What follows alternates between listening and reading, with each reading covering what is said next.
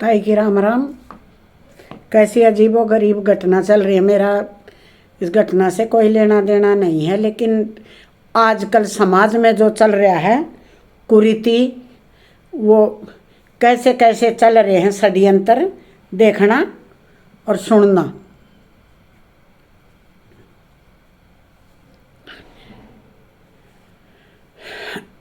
कहानी के किरदार बदले हुए हैं।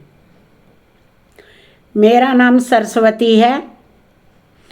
जब से मेरी बहू उम्मीद से हुई थी तब से मैं उसने रो रो कर बुरा हाल कर दिया था, और वह मेरे बेटे से भी छुप छुप कर मुझसे कहती थी, मम्मी जी मैं यह बच्चा पैदा नहीं कर सकती, आप मेरा बच्चा किसी तरह से गिरवा दे। लेकिन मैं उसे डांट देती थी कि पागल लड़की चुप हो। मेरी बहू की रंगत काली पड़ती जा रही थी, इसलिए मेरा बेटा रोज़ उसे ब्यूटी पार्लर लेकर जाता था।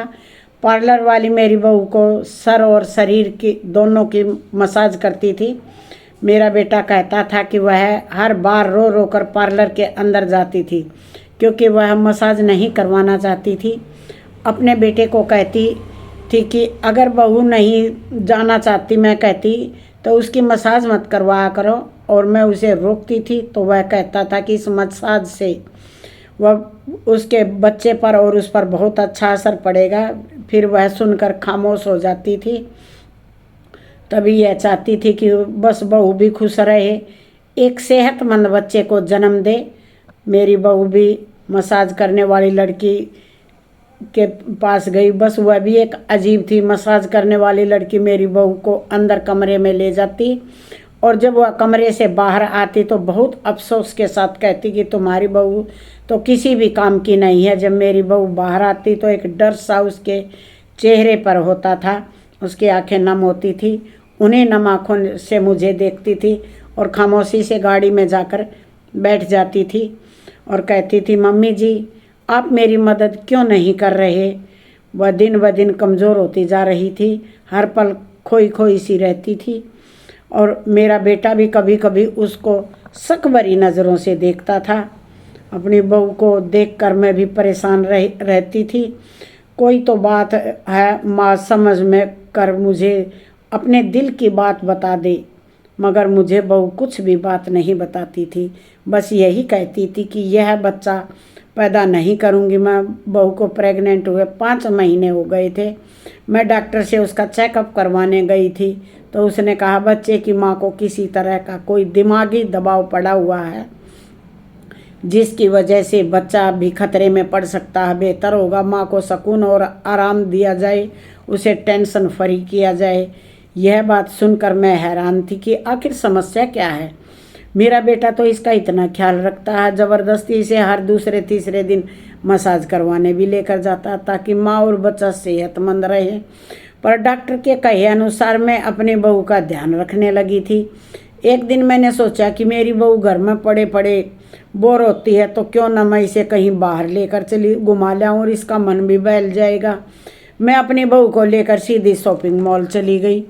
वहाँ पर देखा होने वाले बच्चे के लिए वह कपड़े बड़ी शक भरी नज़रों से देख रही थी, और वह हर खिलौने और कपड़े को लेते हुए उदास थी। उसके चेहरे पर कोई खुशी नहीं थी। तो माँ बनने की खुशी औरत के चेहरे पर होती है, उसकी आंखों में जो चमक होती है वह मेरी बहू और उसके चेहरे और आंखों में बिल्कुल भी नहीं थी। शाम को जब घर लौट कर आई तो दिल ही दिल में वह सोचकर परेशान होती रही। अगली सुबह फिर से बेटे ने पलट जाने के लिए ऐलान किया, और मुझे फौरन बहू की तरफ देखा और उससे चेहरे पर फिर से हाव भाव उभर आए, और उसने मेरी तरफ उम्मीद भरी नज़रों से देखा। उसने मुझे बहू पर दया आ गई। मैंने कहा चलो मैं तुम्हारे साथ चलती हूँ। यह सुनकर बहू के चेहरे पर सुकून आ गया, और खैर 10 बजे के करीब हम पार्लर पहुँच ही गए। वहाँ पर एक लड़की पहले से ही तैयार खड़ी थी। मेरी बहू को मसाज वाले कमरे में ले गई। खाली तक कमरे की तरफ बहू इशारा करते हुए लड़की खुद भी उसी कमरे में चली गई। मेरे बेटे ने अपनी पत्नी को जाने को कहा, फिर वैसे ही वह रोने लगी और मैं मसाज नहीं करवाना चाहती। उसकी आंखों से आंसुओं के झरने बहने लगे। मुझे शक हुआ तो ज़रूर कोई न कोई गड़बड़ है। बहू को अंदर भेजा तो बेटा मुझे इंतज़ार करने का कहकर और किसी काम से ऑफिस चला गया। मैंने यह मौका ठीक समझा और दबे कदमों से मैं उसके कमरे की तरफ बढ़ने लगी। जब मैं उस कमरे की तरफ पहुंची तो हल्की हल्की सी बातों की आवाज़ें मेरे कानों में आने लगी। मैंने दरवाजे को हल्का सा खोल कर देखा और झाँक कर कमरे का अंदर का मंजर देखा तो मेरी आत्मा काँप गई, क्योंकि वहाँ पर उसका मसाज नहीं बल्कि उसके साथ हमारा संबंध दिल्ली के एक छोटे से इलाके से था। मेरा बेटा और मेरा पति वहाँ खुशी खुशी रहा करते थे। मेरे ससुराल में सिर्फ मेरी सास और ससुर पहले ही गुजर चुके थे। मेरे पति के अलावा मेरी और कोई औलाद भी नहीं थी। मेरी सास ने मेरे घर का खर्चा चलाने के लिए ऊपर का कमरा किराए पर दे रखा था। ऊपर वाले पोर्शन में एक माँ बेटी रहती थी। पति की पेंशन और गांव की कुछ ज़मीन से पैसा आता था, उसी से वह माँ बेटी अपना खर्चा चला लेती थी। मेरी सास बताया करती थी कि यह मेरी सहेली है, इसका पति एक्सीडेंट में मर गया था, मैं इसे अपने साथ ले आई थी और हम दोनों आराम से ज़िंदगी जी रहे हैं। इनकी एक ही बेटी थी, बहुत खूबसूरत थी और बहुत प्यारी थी। जब उसकी शादी हुई तो उस समय उसकी उम्र 18 साल थी और वह मिलनसार तबीयत की थी। हर वक्त वो मुझे भाभी भाभी कहती रहती थी, मेरा ख्याल भी रखती थी, भाग भाग कर मेरे सारे काम करती थी। मुझे भी बहुत ज़्यादा अच्छा लगता था। उसके मन में रह रह कर ये ख्याल आते रहे। मुझे ऐसा लगता था कि मुझे अपनी छोटी बहन मिल गई। तो दिव्या की वजह से मेरे ससुराल में मेरा बहुत मन लगा था। यहाँ तक कि इतना अच्छा तो मुझे अपने मायके में भी नहीं लगता था जितना कि अपनी ससुराल में लगता था। यह सब दिव्या की वजह से था। दिव्या ही बहुत अच्छी और सुलझी हुई तबीयत की मालिक थी।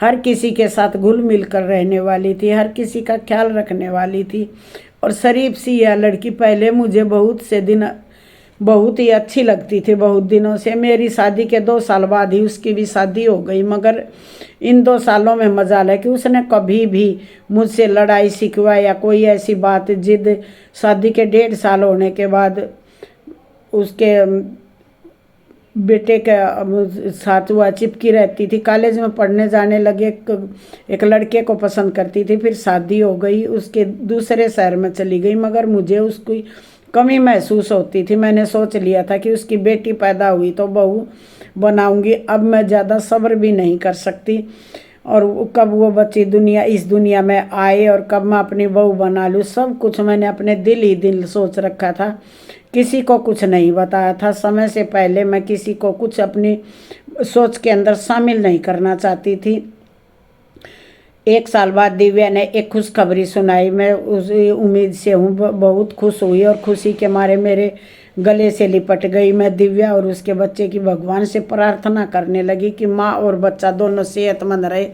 जब 9 महीने पूरे हो गए और अस्पताल पहुँची तो कुछ ही घंटों के बाद मिलने वाली खबर ने मुझे अंदर से तोड़ कर रख दिया, क्योंकि उसके यहाँ लड़के की पैदाइश हुई थी। खैर कुछ दिन बाद खुद को यह कहकर समझा लिया कि चलो अगली बार ही सही, मगर मेरा इंतज़ार लंबा हो गया और 4 साल बाद उसके यहाँ एक बेटी की पैदाइश हुई जिसका नाम उन्होंने नेहा रखा।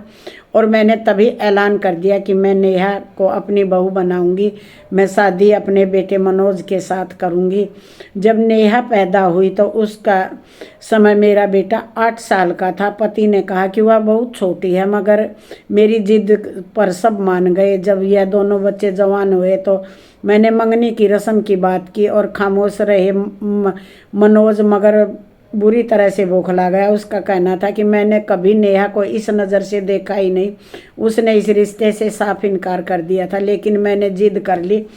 पढ़ाई करके जैसे ही मनोज की नौकरी लगेगी तब मैं उसकी चिंता किए बगैर मैं शादी नेहा से कर दूंगी। मैंने सारी तैयारियां खुशी खुशी कर दी, जबकि मेरा बेटा इस दौरान बहुत लापरवाह रहा और घूमता रहा, क्योंकि उससे कोई शादी से मतलब नहीं था। कुछ राय जानना चाहती थी मैं, तो उसने साफ मना कर दिया करता था कि इन चीज़ों में मेरी कोई दिलचस्पी नहीं है। आप अपनी मर्जी से शादी कर रही हो तो सामान भी अपनी मर्जी से आप खरीद सकती हो। यह सुनकर मेरे दिल को मैं महसूस कर रह जाती। खैर वो दिन भी आ गया जब नेहा मेरे घर बहू बनकर आई, और मेरे पति तो बहुत खुश थे कि नेहा की सूरत में हमें बहू और बेटी दोनों साथ ही मिल गई। मगर बेटे का दिमाग 7वें आसमान पर पहुंचा था। मैंने बड़ी मुश्किल से कसम देकर उसे उसकी पत्नी के कमरे में भेजा था। भगवान की कृपा से शादी के सारे फंक्शन बहुत अच्छे से निपट गए, और 1 हफ्ते के बाद ही दावतों का सिलसिला शुरू हो गया। मेरा बेटा लाख बुरा सही मगर बदतमीज़ नहीं था, इसलिए सब कुछ अच्छे से हो गया। दावतों का सिलसिला थमा तो हमारी जिद पर नेहा को नैनीताल हनीमून के लिए ले गया। 1 महीने बाद घूम फिर कर ढेर सारी शॉपिंग करने के बाद वो लोग वापस आ गए। वह दोनों घर पहुँचे तो मनोज कहने लगा कि आप अपनी बहू को खुद ही संभालें, मेरी छुट्टियां ख़त्म होने को, अब मैं पूरा दिन आराम करूंगा और परसों से ड्यूटी पर जाना। मैंने बहू को ढेर सारा प्यार दिया, अपने हाथों साथ ही बिठा लिया और पूछने लगी, नेहा तुम दोनों कहाँ कहाँ गए, क्या क्या देखा, एंजॉय किया, कैसा मौसम था, मेरे बेटे ने तुम्हें परेशान तो नहीं किया, शॉपिंग कितनी करवाई। मेरे इतने सारे सवाल सुन नेहा हड़बड़ा गई, और फिर उसने धीरे से मेरे सारे सवालों का जवाब भी दे दिया, और बहुत खुशी थी मेरी बहू नेहा और बेटा मनोज अपनी ज़िंदगी से। मैं अब बहुत खुश। कुछ दिनों के बाद मैंने नेहा से किचन की रस्म भी संभलवा ली। किचन की रस्म करने के बाद नेहा ने अब किचन संभाल लिया था, और पूरी तरह से बहू होने के नाते किचन में काम करना शुरू कर दिया हो चुकी थी। हमारे घर का रिवाज था कि सारे काम भले किसी और से करवा ले, लेकिन औरत को अपना किचन खुद ही संभालना चाहिए, और घर वालों के दिलों में अब इज्जत और प्यार पैदा हो जाए। किचन का सारा काम यानी नाश्ता, खाना, चाय, सफाई, पूरे घर की सफाई, बर्तन कपड़े धोना, यह सब मैंने 2 काम वाली रखी हुई थी। नेहा को खाना बनाना सीखना था, क्योंकि अभी वो किचन का काम संभालने में परफेक्ट नहीं थी। धीरे धीरे मैं उसे रोज़ कुछ न कुछ बनवाती, जिससे कि नेहा घर का सारा काम सीख जाए। कभी बिरयानी, कभी शाही पनीर, कभी सूजी का हलवा। मेरे घर में खूब रौनक लगी हुई थी। मैंने जिस नीयत से दिव्या की बेटी को बहू बनाया, वह पूरी मेरी ख्वाहिशों पर पूरी उतरी। मुझे विश्वास था दिव्या की बेटी भी दिव्या जैसी तबीयत की मालिक होगी, और मुझे बहू के रूप में बेटी मिल जाएगी। ये वही हुआ। मेरे विश्वास पर वह खरी उतरी। मुझे बेटी जैसे ही लगती, और वह माँ जैसा प्यार देती। बड़े अच्छे दिल की मालिक थी, और वह रौनक रखती। पति भी हर समय अपने फैसले की दाद देते। मैंने तो बहू को अपनी बेटी ही चुन लिया। तो घर का क्या हाल है। बेटा मनोज भी समय समय साथ साथ खुश न रहा। अब काफ़ी फुर्सत भरे माहौल में समय गुजरने लगा, लेकिन अब 2 साल कब गुजर गए पता ही नहीं चला। अब मैं दिल ही दिल नन्हे मेहमान का इंतज़ार करने लगी, और भगवान से प्रार्थना करती थी जल्दी से मेरे घर में खुशखबरी आ जाए। इसी इंतज़ार में 3 महीने और गुजर गए। एक दिन नेहा ने खुशी भी हमें दे दी। एक दिन जब वह राजमा चावल बनाने के इरादे से किचन में पहुंचे, तो राजमा उबल कर नेहा के सामने रखे और उसमें मसाले डालकर उसको तैयार करो। मैंने कहा नेहा को, तो वह अचानक ही उसकी तबीयत खराब हो गई, और उस चूल्हा बंद करके बेडरूम की तरफ भाग निकली। मैं भी किचन से उसके पीछे ही भाग निकली। तब उसे सहारा देकर बिस्तर पर बिठाया और डॉक्टर को बुलाने लगी। इतने में वह बेहोश हो गई थी। मैंने घबराते हुए ड्राइवर को लेकर मैं अस्पताल चली गई। डॉक्टर ने फ़ौरन चेकअप करके ड्रिप लगा दी। मैंने चिंता से पूछा तो डॉक्टर मुस्कुराते हुए बोले कि घबराने की कोई बात नहीं, आपकी बहू का शुगर लेवल कम हो गया था, तभी बेहोश हो गई थी, और इस हालत में मैं ऐसा ही होता है। मैंने चैन का सांस लिया कि घबराने की तो कोई बात नहीं है, मगर मैंने डॉक्टर की तरफ सवालिया नज़रों से देखा तो वो बोली कि जी हाँ, इस कंडीशन में ऐसा ही होता है, क्योंकि आपकी बहू उम्मीद से है, इसलिए उनका शुगर लेवल थोड़ा सा लो हो गया था, और मैं दूसरी मेडिसिन लिख रही हूँ। यह रेगुलर आपकी बहू को लेनी है, और फिर हर महीने आपको चेकअप के लिए आना है। इनको हमेशा खुश रखे, ज़्यादा टेंशन न दे, इन्हें ज़्यादा से ज़्यादा ताज़ा फल खिलाएं। मैं डॉक्टर के सामने तो सुकून से बैठी थी, मगर यह सुनकर खुशी के मारे मेरा बुरा हाल हो रहा था। मुझे समझ में नहीं आ रहा था कि मैं अपनी खुशी को कैसे मनाऊं। और फिर कमरे में पहुंचकर मैंने अपने पति और बेटे मनोज को कॉल करके हॉस्पिटल में ही बुला लिया। वह दोनों जब हॉस्पिटल पहुंचे तो मैंने उन दोनों को एक साथ खुशखबरी दे दी। बेटा तो खुशी के मारे मेरे गले से लग गया और वह इतना खुश हो गया कि खुशी से झूमने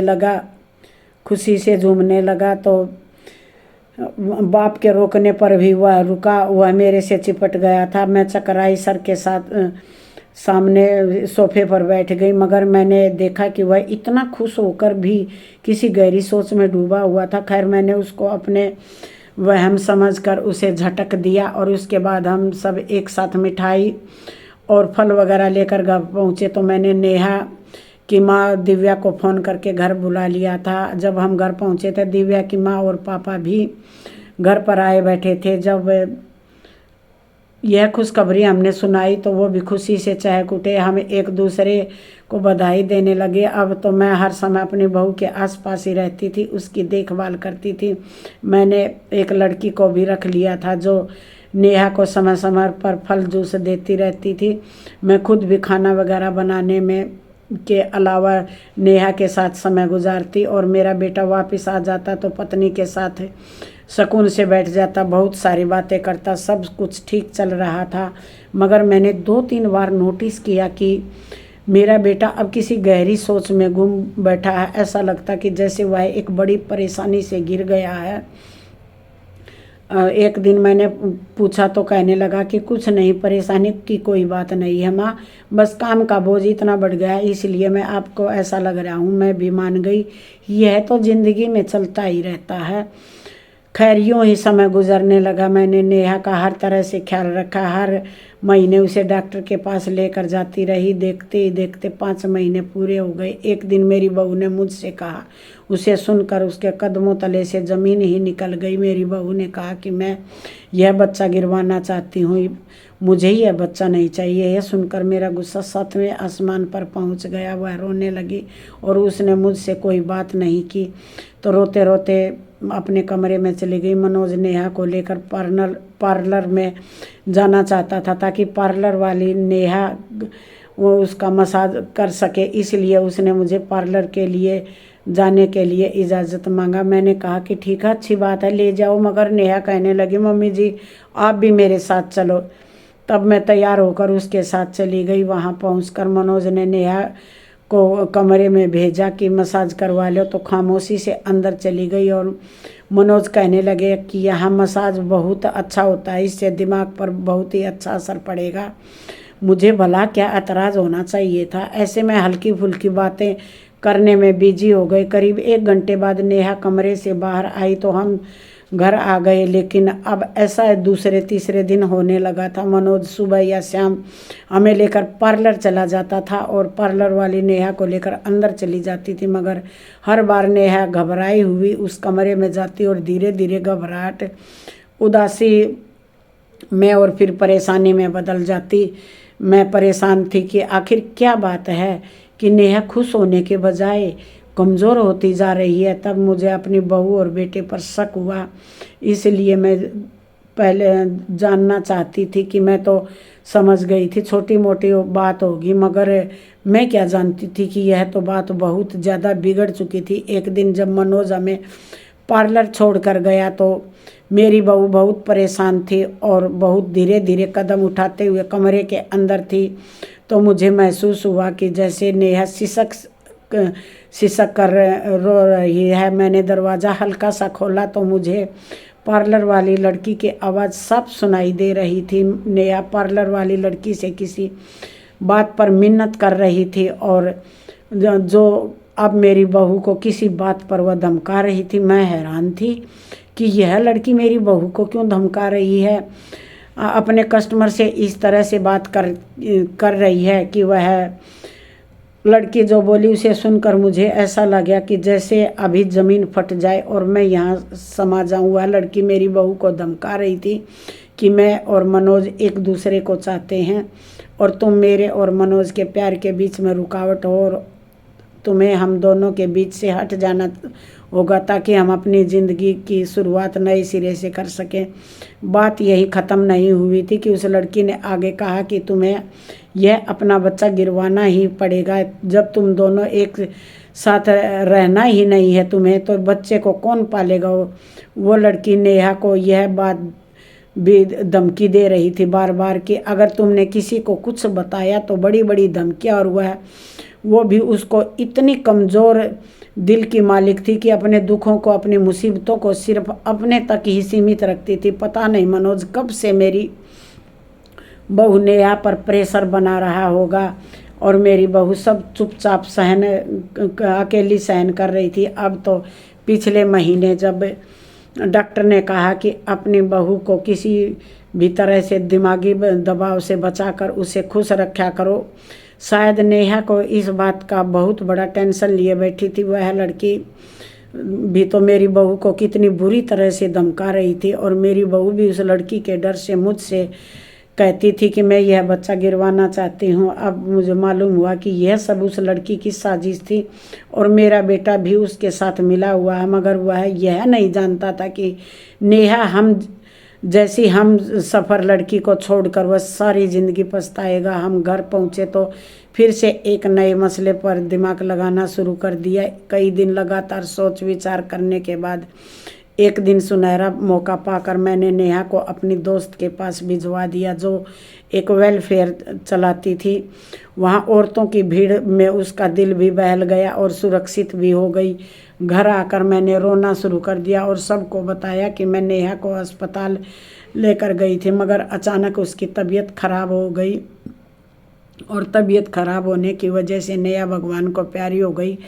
ना जाने कौन सा गम था मेरी बच्ची को अंदर ही अंदर खाए जा रहा था। हमारा इतना ख्याल रखने के बावजूद भी उसने मौत को गले लगा लिया और मेरी बच्ची नेहा इस दुनिया से चली गई। मेरा बेटा तो यह सुनकर पागल हो गया, बार बार यही दोहरा रहा था कि कैसे हो सकता है, यह नहीं हो सकता। वह अपने बच्चे की खातिर इतना बेचैन हो रहा था कि बार बार कह रहा था कि मेरा बच्चा इस दुनिया में आने से पहले ही दुनिया से कैसे जा सकता है। मुझे अपना बच्चा बहुत प्यारा था, उसके लिए मैंने बहुत सपने देखे थे। वह अपने बच्चे के लिए तड़प रहा था, जबकि मैं दुखी हो रही थी कि उसको अब भी अपनी औलाद की चिंता है मगर पत्नी की नहीं। मैंने अपने पति और बेटे से कह दिया था कि दिव्या अपनी बेटी को अपने साथ ले गई है। वह हम लोगों से बहुत नाराज़ थी कि हमने उसकी बेटी का ध्यान नहीं रखा। नेहा की मौत का जिम्मेवार वह हम लोगों को ही मानती थी, इसलिए उसने नेहा की डेड बॉडी भी हमारे को देने से मना कर दिया। और दिव्या ने कहा कि अगर हम उसके घर गए तो पुलिस केस कर देगी, इसलिए हमें इस माहौल को देखते हुए उस दिव्या के घर नहीं जाना चाहिए। मेरे पति और मेरा बेटा मनोज भी मौके की नज़ाकत को समझ गया और हम घर पर नेहा का दुख मनाने लगे। 3 दिन हमें रोते रोते और शोक मनाते हुए गुजर गए। चौथे दिन पार्लर वाली वही लड़की हमारे घर आ गई और मेरे बेटे को तसल्ली देने लगी और नेहा की मौत पर अफसोस करने लगी, जबकि मैं देख रही थी कि वह कितनी खुश लग रही थी। उसके चेहरे से जाहिर हो रहा था कि वह सोच रही थी कि चलो अच्छा हुआ, दोनों से ही जान छूट गई। और अब वो सब गलती से हौसला देते हुए मनोज के सामने भी वह कह रही थी दोनों ही मर गए, वरना मैं उस बच्चे का क्या करती, मैं कैसे पालती। तो मेरी राह का काटा था। इतना सुनना था कि मनोज गुस्से से आग बबूला हो गया। मनोज उस लड़की से कहने लगा कि तुम मेरे बच्चे में इतना गलत कैसे बोल सकती, वह मेरा बच्चा था, मेरा खून था।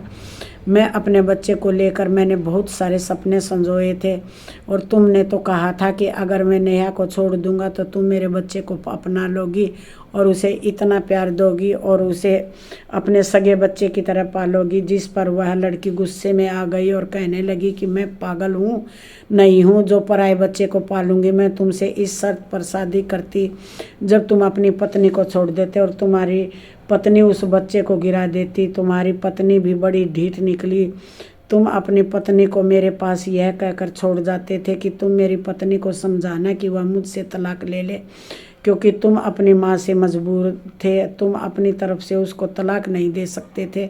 मैं तुम्हारी पत्नी को रोज़ समझाती थी, समझाने के साथ साथ मैं उसे को धमकाती भी थी कि तुम मनोज को छोड़ दो, तलाक ले लो, साथ ही साथ यह बच्चा भी गिरवा दो, नहीं तो मैं मनोज पर केस कर दूंगी कि उसने मेरी इज्जत के साथ खिलवाड़ किया है, मैं उसे जेल की सलाखों के पीछे भी भिजवा दूंगी। लेकिन तुम्हारी पत्नी तो बहुत ही ढीठ निकली, मेरे इतने बार समझाने पर भी वो ना मानी। तो ना तुमसे तलाक ले रही थी, ना ही उस बच्चे को गिरा रही थी। लेकिन चलो जो भी हुआ अच्छा हुआ, दोनों माँ बच्चे इस दुनिया से चले गए। मनोज, मैं तुमसे प्यार करती और तुम भी मुझसे प्यार करते हो, हम दोनों अपनी नई दुनिया बसाएंगे। तुम बस इतना गुस्सा क्यों कर रहे हो? वह बच्चा तो अभी तक इस दुनिया में आया ही नहीं था। उस बच्चे की खातिर तुम अपने प्यार को क्यों भूल रहे हो? उस लड़की की बातें सुनकर मनोज के गुस्से से खून खोलने लगा और कहने लगा, मेरी पत्नी और मेरे बच्चे की मौत की जिम्मेदार तुम ही हो। तुमने ही मेरी पत्नी को इतना प्रेशर किया कि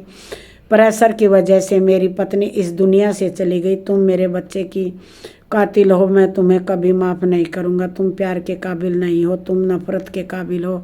आज के बाद कभी तुम मेरे घर पर मत आना, वरना तुम मुझसे बुरा कोई नहीं होगा। मनोज ने उस लड़की को मेरे कुछ कहने से पहले ही खुद ही धक्के देकर घर से बाहर ही नहीं, अपनी ज़िंदगी से भी बाहर कर दिया। मैंने भी हथियार तेज कर लिया और अपने बेटे को आईना दिखाया और कि यह थी तुम्हारी पसंद, जिसकी खातिर तुमने इतनी प्यारी और मोहब्बत करने वाली पत्नी को तलाक के बारे में सोचा। तुमने एक बार भी नहीं सोचा कि वह तुम्हारे बच्चे की माँ है, बनने वाली है। यह भी नहीं सोचा कि तुम्हारा क्या होगा। इतने खुदगर्ज हो गए कि तुमने सिर्फ और सिर्फ अपना फ़ायदा देखा कि अब तुम सारी ज़िंदगी पर पछता कर गुजारोगे और मैं भी तुम्हें कभी माफ़ नहीं करूँगी। यह कहते हुए बुरी तरह रो पड़ी और अपने कमरे में जाकर बैठ गई। वह बेचारा सा अपना गम बुलाकर कई दिनों तक मुझे मनाता रहा। तब कहीं जाकर मैंने उसे माफ़ किया, मगर नेहा के लिए अभी उसको अफसोस में ही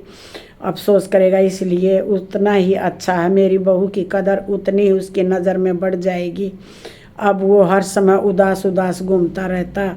अब उसे नेहा की भी याद सताने लगी थी।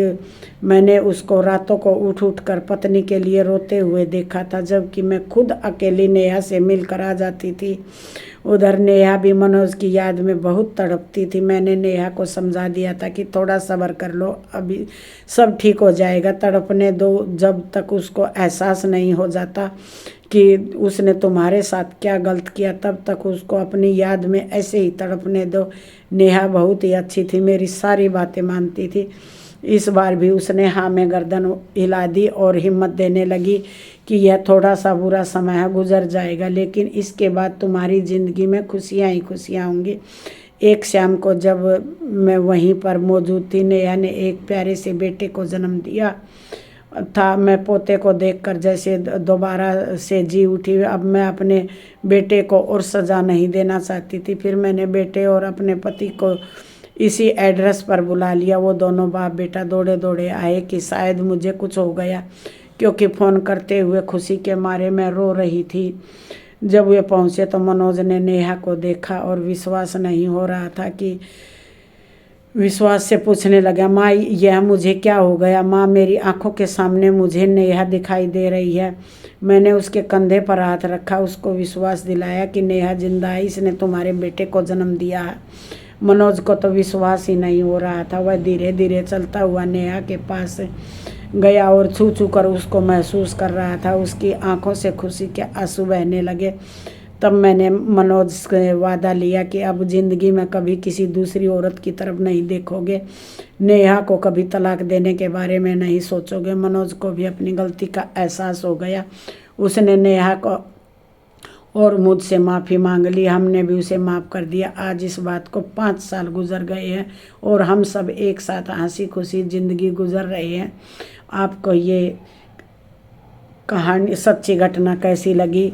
अच्छी लगी हो तो जो गलती मनोज ने की, ऐसी गलती कोई बच्चा न करे। और वो बोलते हैं सुबह का भूला शाम को घर वापिस आ जाए, तो उसे भूला नहीं कहते। अब भी उनकी जीवन गाड़ी बहुत अच्छी चल रही है। और बुज़ुर्ग तो हमेशा ही अच्छा सोचते हैं, इसलिए अपने बुज़ुर्गों का सम्मान करो। ये मिलते नहीं दोबारा, माँ बाप की कदर करो। मिलते हैं अगली वीडियो में, तब तक अपना ख्याल रखिए। ताई की राम राम, जय हिंद।